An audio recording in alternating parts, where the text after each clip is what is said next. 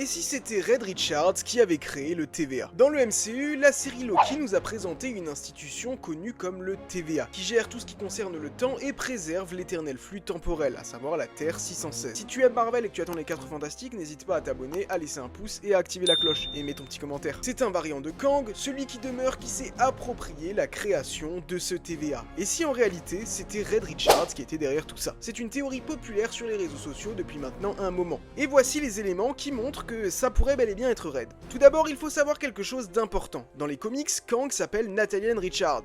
Et oui, tout est lié, Nathaniel Richards est un descendant de Reed Richards. De plus, dans Ant-Man et la guêpe Quantum Mania, nous pouvons voir quelque chose d'intéressant. Dans la scène post-générique, nous voyons le conseil des Kang, et nous pouvons voir qu'ils utilisent le même type de téléporteur qu'utilise John Krasinski et Reed Richards dans le film Doctor Strange in the Multiverse of Madness.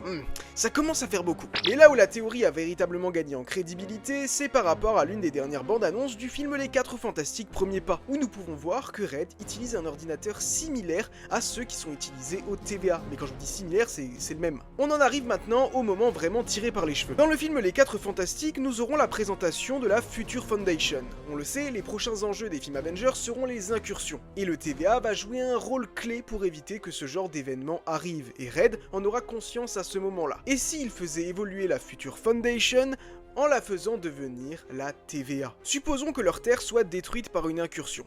Il déciderait alors de former le TVA pour éviter que ça arrive ou que ça se reproduise ailleurs, et pour rendre hommage à sa planète, eh bien il donnerait ce look rétro-futuriste. Ouais, c'est quand même très tiré par les cheveux, mais c'est pas impossible.